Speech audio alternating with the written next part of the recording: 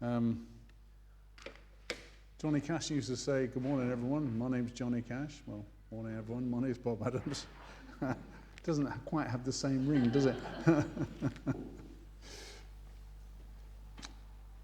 At the very beginning of his gospel, the Apostle John talks about the sovereignty and the greatness of Jesus. In the beginning was the Word, and the Word was with God, and the Word was God. He goes on then to talk about the Godhead, the Trinity, and the action between them and how they work in community. And then he talks about a way that we can become a part of that community. We can participate in God, know God's mind, know God's will, and become a transformed people.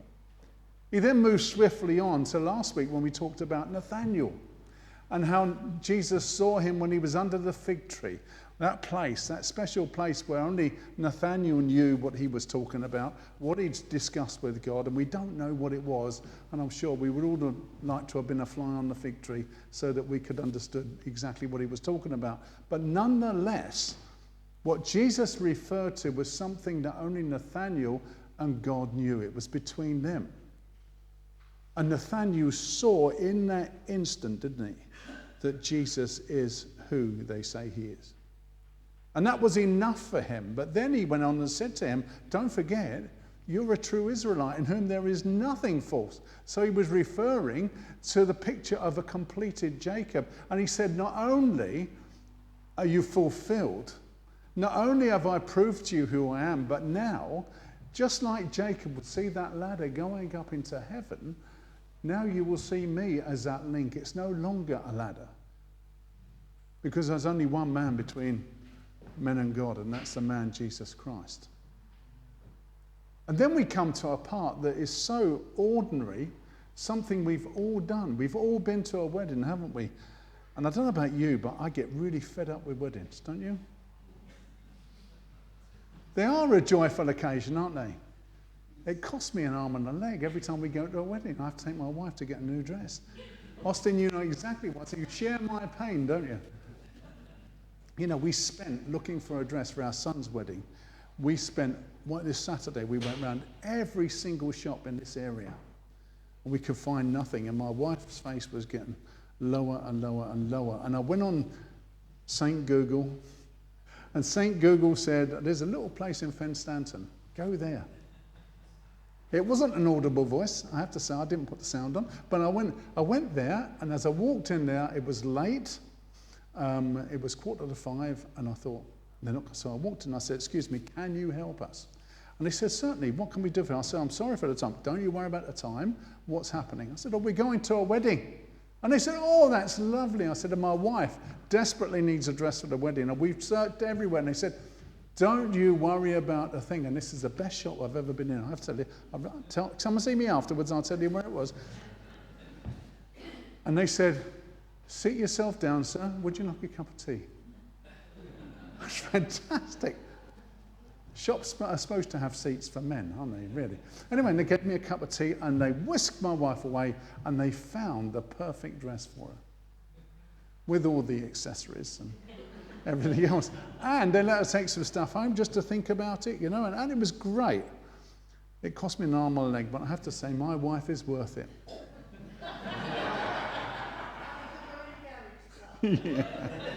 Yeah, it got me good garage points so I can work on my motorbike. But we live in a culture where we want it, and we want it now, don't we?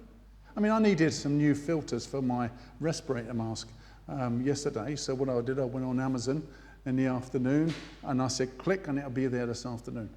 It's fantastic, isn't it? And this convenience is so important to us that it's become our way of life. We don't wait for anything anymore because we live in this consumerist society.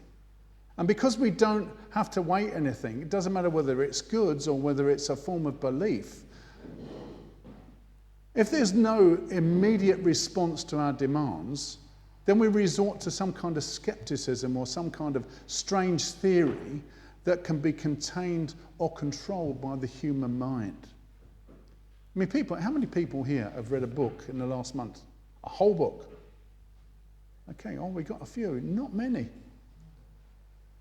It's so important for us to read and stretch our minds and exercise our thought processes. We had a lady came in with her husband to the Compass Caf a couple of weeks ago, and he's a local politician, so he introduced himself, and he introduced his wife as a scientist. And I said, "Oh, really nice to meet you." And she said to me, "I'm an atheist." That's the first. I mean, not many people say that. So I had to remind her that God doesn't believe in atheists. But she then started quoting a book at me straight away, and it's a modern book by a chap who's a disaffected Christian who's become a humanist, and so he's actually written a whole story against God. And he started talking about the fact that Jesus isn't who he says he is, that Jesus was just a human. And of course, there's all sorts of different lines of theology that came through on that. So I went and bought the book because I thought it was so important to buy the book. But interestingly, I found out later there's now another book, so I've got two books to read, which is actually from other scholars who are now countering those arguments and looking at that. And I think this push and pull is so important, isn't it, as we engage in a discipleship. We're meant to be thinking disciples, thinking people. That's what makes us different. And the great thing is, within the forum of the church, we have the right to disagree with each other. And it's important we do that, because not all of us are going to have views the same as each other, but we learn to love each other instead of that. But what we need, we feel, is a way to understand everything. You know, I read a story this week of an Eastern king who was sitting in his garden, massive garden, with one of his counselors. And this counselor was a believer, Christian believer, and started saying about the wonderful works of God, talking about the garden, talking about the miracles that Jesus had done. And he said, "Look, you show me a sign and I'll believe." He said, "Okay," and he put his hand in his pocket and he pulled out 4 acorns. He said, "Your Majesty, would you like to go and plant these 4 acorns?" So he went out in the field and he planted these 4 acorns. He said, "Now come back." And he came back and he said, "Would you look into this pool of water?" And he looked down into this pool of water. He said, "Now look up." And he looked up and there were these 4 enormous oak trees. And he said, "That is wonderful. This is indeed the work of God." And the counselor said, "Just a minute. How long were you looking into the water?" He said, "Oh, just a second." He said, "Actually, 80 years have passed in that second." The king then looked at himself and realized his clothes were threadbare. He looked in the pool at his reflection and had become an old man. And he said, "Well, there's no miracle here then." "Oh, yes," he said, "there is," he said. "Because it's God's work, whether he did it in 1 second or whether he did it in 80 years. And I think that's an important perspective for us as Christians. When we feel that life and our efforts are being overlooked, when we're tempted to think that God is not at work in the ordinary parts of our lives, we don't know what God's timing is. "My ways are not your ways. My thoughts are not your thoughts," says the psalmist. He got it. He understood that God has got a plan, that God has got a purpose. And we have to trust exactly that. Now, to this text, this is the first miracle or the first sign of Jesus that we've got recorded for us in the Gospel of John. And it took place in a little place called Cana of Galilee. The event was a wedding, and it was a little inconspicuous town outside Nazareth. It had no social prominence in our day. In fact, there are 2 sites that archaeologists are still arguing over as to where Cana was. So let me just show you. The bottom one there is a place called Cana. It's northeast of Nazareth on the road to Tiberias. It's a number 6 bus, I think. Just see if you're awake, okay? Excavations on this site have revealed that it's actually likely the location of John chapter 1 with the whole incident with Nathanael, because there's some springs, ample springs of water, and it provides shady fig trees, just as they're described when Nathanael's sitting under the fig tree. The second site is Khirbet Cana. That's about, I think it says about 5 miles north of Cana. It's quite a small map. Now, at the wedding, there's Mary, Jesus' mother, Jesus and his disciples. They've all been invited to it. And because social standing was so important in Jewish culture at this time, we can assume that this was a peasant's wedding because Mary was a peasant, Jesus was a peasant, so they wouldn't have been invited to a high poloi thing. Now it's interesting to note here that Jesus' ministry, just like his birth, began in a very small, unimportant town with ordinary folk. Weddings were, and still are, a big deal in Jewish culture. And there's certainly a protocol to be followed. So, if the bride were a virgin, the wedding occurred on a Wednesday. If the bride was a widow, then the wedding came on a Thursday. Don't ask me why, that's just the protocol. The wedding ceremony would take place late in the evening after a time of feasting. And first of all, the father of the bride would take his daughter on his arm and they'd take the wedding party in tow and they'd go all the way around the village or the town so that everyone had a chance to come and wish the bride good luck. Finally, the wedding party would arrive at the home of the groom. The wedding took place at the front door of the groom's house, and it wasn't a short ceremony like we have in our culture, and the festivities lasted for 7 days. All right? You wait until you find out who has to pay for it. Okay.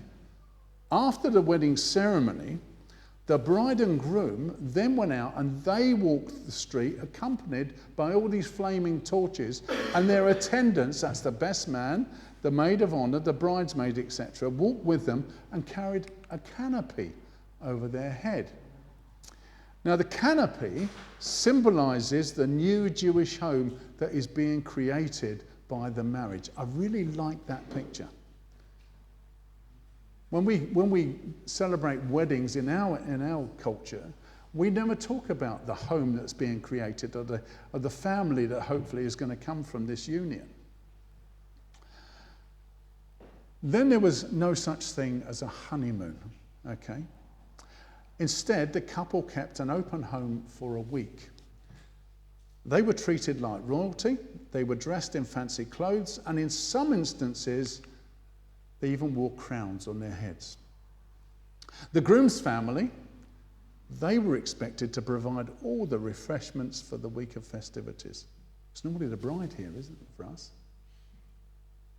I'm glad my father-in-law never heard that before I got married. Okay.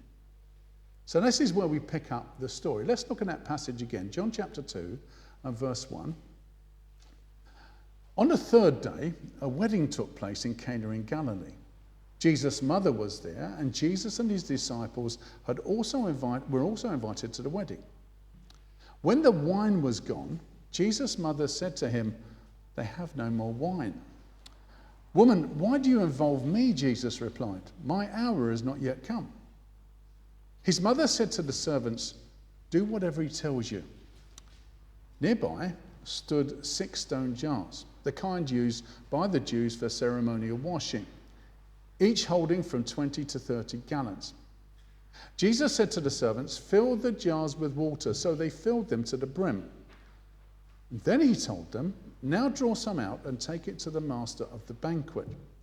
They did so, and the master of the banquet tasted the water that had been turned into wine. Now he didn't realize where it had come from, though the servants who had drawn the water knew. And that's quite significant, actually. Then he called the bridegroom aside and said, "Everyone brings out the choice wine first, and then the cheaper wine after the guests have had too much to drink. But you've saved the best till now." What Jesus did here in Cana of Galilee was the first of the signs through which he revealed his glory, and his disciples believed in him. Now, it is discovered at a wedding that they're running out of wine. They probably have more guests than they anticipated because it's an open home. So everyone said, "Come along, they got free booze." Okay, so they've all gone down. And it would have been really improper for the culture of this time not to have wine. And to run out at a wedding, well, that was a total social disgrace. And of course, something that would be spoken about for years. So on learning of the difficulty, Mary comes to Jesus. Now, the likelihood is that Mary, being one of the mums, has heard about the news before it had got to Jesus and the other men, suggesting that Jesus could do something about it. Now, what I want us to caution you here, we mustn't spiritualize this text. What is happening is normal behavior, okay? Mary was not expecting a miracle. Her approach to her son was as natural as it was appropriate, because with their gifts at the wedding, the guests were there to help defray the costs of the wedding. In effect, she's asking Jesus to have a quiet word with the other men so that they can get some more wine so that their friends won't be embarrassed. And then Jesus' words, verse 4, "Woman, why do you involve me? My hour has not yet come." Now, his words actually fall on deaf ears. And what we're seeing here is the humanity of Jesus that his family and his friends know and love. But almost his frustration as well with all of that, because they knew that he was special. They knew that folk respected him, and they knew that he could be trusted to get the job done. That is borne out in his response. His mother, her response, she said, "Just do as he tells you." Now, clearly, his mother knew her son. From the time of his public affirmation by John in the Jordan at his baptism, there was a demonstration of the voice of God and the Holy Spirit in the shape of a dove coming down upon him. Everyone knew that God was involved in Jesus' life. But they chose to ignore that because, as a man, you see, he could be categorized and contained. But as God, he was totally untouchable. What Mary did by coming to him with her concern actually reveals the picture of humanity that needs the intervention of God and needs the security of knowing that he is there. Now, why do I say that? Well, Jesus' words, "Woman, why do you involve me? My hour has not yet come." There's this distancing in the use of the word woman. Now, it was actually a respectful term. It's a bit like saying madam or ma'am. He is saying, essentially to her, "I see the need as well. But if I do this, I cannot be your son anymore. Once I start beginning to perform miracles, the road to the cross begins." Well, Mary didn't hear that in her response. Now, you would have thought a mother would have been able to read her son a little bit better. But you see, naturally, she's concerned for her friend. She's concerned about the wedding, that it'll all go well. And there's this confidence that Jesus will get things sorted out. And she's really expecting him to do something. My mum used to be like that all the time. You know, she wanted something done. She would say, "Come here, I need you to do this." And then she'd walk away and leave me to do it. She had this high expectation. And mothers are like that. They know what we're capable of, don't they? And so that's why they ask us to do things. Now, John calls this miracle a sign. Signs are usually placed in prominent positions to give us information or point us in a direction. So I'm going to show you some signs that which some of you will know, some of you take notice of, and some of you don't. And I'm not looking at anyone. Do you notice I'm looking up? Yeah. Here we go. Okay. The miracles or the signs of Jesus were always meant to reveal the glory of God and to point us to who he really is and to show us that he's interested and involved in his creation and desires to provide an alternative to living under our own steam. So let's do a bit of a breakdown of this point and see what this first sign means for us today. Now, notice first of all that this sign gives information. The wine can run out, not just in a physical sense, but also in a spiritual sense as well. Secondly, at the wedding, Mary recognizes the seriousness of the issue, and she comes to Jesus for a solution, albeit an expected one, by getting other people to contribute. And then thirdly, in this Jewish context, wine symbolized joy. At the wedding in Cana, their joy was about to run out. The future of the bride and groom, socially anyway, was in danger. Now, it's a reminder to us of the emptiness of our life without Jesus to turn to. Many a person, even Christians, have been in that place where life and faith have been doubted. Questions about the existence of God have been asked. We don't know what the situations we will go through. But no matter what the length of time an individual is in that circumstances, there's an emptiness that only God, the Holy Spirit, can fill. Now, the statement made by Mary goes beyond liquid refreshment at a wedding. It can be seen as symbolic of our lives. Let's admit to the fact that it's a scary thing when the wine runs out. Some people resort to desperate measures. I read this story this week. It's quite a sad story, really. Has everyone heard of Ernest Hemingway? Yeah, we all know that he was a great writer. Do you know, he wrote some fantastic books. He was a great storyteller, and one of his books, The Old Man and the Sea, he wrote while he lived in Cuba, and it's reported to reveal his genius. He was a Nobel Prize winner, and from the very early years, his life as a person, he just went for it. He was a newspaper reporter, an ambulance driver during World War I. He was involved in the Spanish Civil War. He had friendships that ranged from bullfighters to authors. And it was said of him, or it is still said of him, whatever he did, he went for it all. He was drinking long at the natural wine of life, but there came a day when those wines ran out for him. And in his biographer writes this. Are you all right?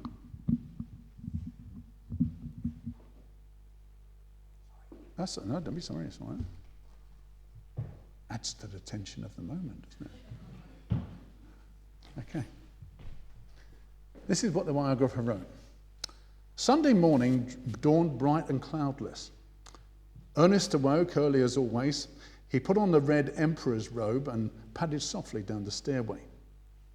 The early sunlight lay in pools on the living room floor.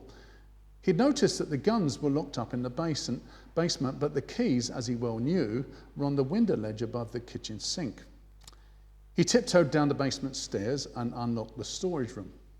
It smelled as dank as a grave. He chose a double-barreled shotgun with a tight choke. He'd used it for years to shoot pigeons.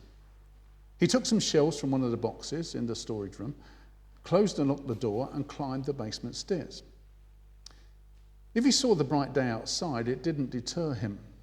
He crossed the living room to the front foyer, a shrine-like entryway 5 feet by 7 feet, with oak-panelled walls and a floor of linoleum tile. He slipped in 2 shells, lowered the gun butt carefully to the floor, leaned forward, pressed the twin barrels against his forehead just about the eyebrows, and tripped both triggers. How many stories have we heard like that, where people's wine has run out? The stockbroker, when it's gone wrong, and suddenly they're found in their car with a hose pipe coming from the exhaust.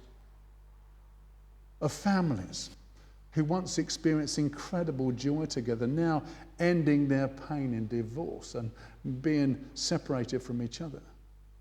Because there's no more joy in the relationship. And of course, there are those who don't go to that extremes, but they're still caught in life. They're caught up in the routine existence. They've got no joy. See, this sign teaches us that when the wine runs out, Jesus can turn water into wine. Now, Mary came to Jesus, told him that there was a problem, and she said to the servants, just do as he tells you. Look at verse 6. Nearby stood 6 stone jars, the kind used by the Jews for ceremonial washing, each holding from 20 to 30 gallons. Jesus said, fill the jars with water. So they filled them to the brim. I love that expectancy with them. They knew he was going to do something, and they trusted him. But they knew God was active in his life, and we want to see what he's going to do. Then he told them, now you draw out some of that water and take it to the master of the banquet. They did so, and the master of the banquet tasted the water that had been turned into wine. He didn't realize where it had come from, though the servants who had drawn the water knew. Then he called the bridegroom aside and said, look, everyone brings out the choice wine first, and then the cheaper wine after the guests have had too much to drink. But you've saved the best till now. Now, the description of the stone jars, indicates to us that they contained enough water to fill a Jewish immersion pool that was used for ceremonial purification.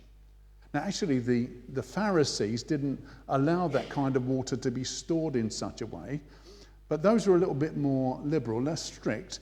They used these jars and they reserved them for ritual purposes. And stone jars were preferred over clay jars because contamination can come in through clay and not through the stone. Now, this is a significant point, actually, because their religion was obviously important to them, but it had also become reduced in its meaning. So that in using these jars, Jesus is making a statement that the well-being of people, in this case the newlyweds, was more important than keeping religious rites. In the same way, the Christian church can learn so much from this point and be released from this dogma and the unfair guilt trips that it imposes so often. It is people, real lives, that are more important to God than our personally developed theological frameworks. Now, I want you to note something here. Jesus didn't take to the floor and start preaching to the wedding guests, did he? He didn't insist that folk followed a prescribed pattern of belief. What he did was give a quiet demonstration of the power of God. He took water and he made approximately 180 gallons of wine. That's amazing. Have you seen what 180 gallons looks like? I've been trying to find a picture, and the best picture I could find, I couldn't find a scale to show you. It was this great big fish tank, and there's specialised fish tanks you can buy of 180 gallons. There must be about that long and about that wide. Imagine that. And there's some symbolism here as well that's worth considering. Jesus used water that was meant for outward purification, and during his ministry he would teach constantly about being cleaned up from the inside out. Also, in regard to joy, Jesus provides for this couple so that the joy of their wedding can be made complete. And this is the experience of knowing Jesus that doesn't just affect how we as individuals operate from day to day, but ultimately serves to change those that we encounter. So turn with me, just to wake you up, Philippians chapter 2.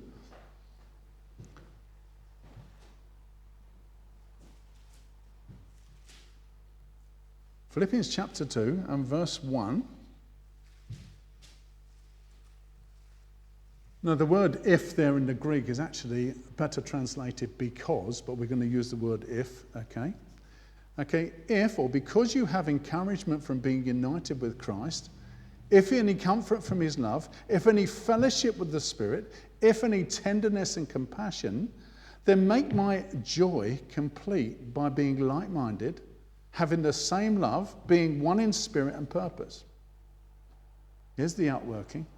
Do nothing out of selfish ambition or vain conceit, but in humility consider others better than yourselves. Each of you should not look only to your own interests, but also to the interests of others. And what we're actually seeing here is the model of Jesus at the wedding of Cana expressed in the life of the church through his disciples. And there's something else I want you to look at. The wine that he produced was better than that which was served at the beginning of the feast.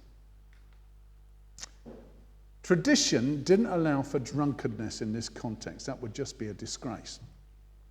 The wine was watered down by 2 or 3 parts of water to 1 part wine.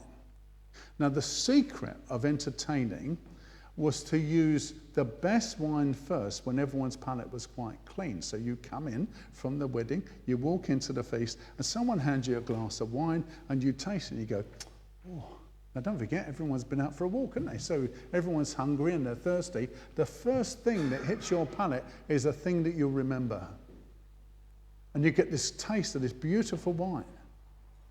And then later on, of course, people have been knocking the stuff back and their senses have been dulled, so the cheaper stuff could be used because no one would be the wiser, and actually no one really cared anymore. The master of the banquet, and I mentioned him earlier, was the person selected to control the dilution and the distribution of the wine. And sometimes he had to preside over the festivities as well. But in any case, if the wine ran out, he was the one who was going to get the blame. Now, it's very interesting in this passage, the only mention of the master of the banquet is when the wine runs out. And when he goes to the bridegroom and says, why did you use the best wine first? And he seems to be completely oblivious to his duties, and obviously was not aware of the fact that a disaster was on the horizon. And I think there's another sermon in there, but that's for another day.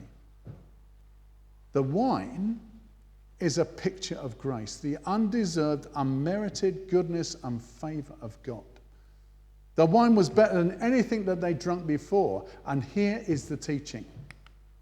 There is nothing and there is no one that can provide for our needs, for our spiritual well-being, our understanding of life, our direction in terms of destiny. No one other than Jesus Christ. Anything else is a cheap imitation. You know, the story goes of an alcoholic who became a Christian and got himself dry. And someone came up and said, you can't possibly believe all that nonsense in the Bible about miracles and all that sort of stuff. I mean, you don't believe that Jesus turned that water into wine? He said, oh yeah, I do. Because in our house, Jesus turned whiskey into furniture. The story of God's grace that is demonstrated here at this wedding shows us that there is no measure to it. That there'll always be enough for us if we need it. No matter how far away we feel we are right now, we can always come back, and there is always wine for us. There is always grace. There is always forgiveness. There is always purpose. There is always direction, because God sees you as you are, but he also sees how you will be if you choose to follow him. And when we place our trust in him, his grace will fill us with a joy and a peace that we've never tasted before. And we'll continue next week. Shall we pray? Shall we pray?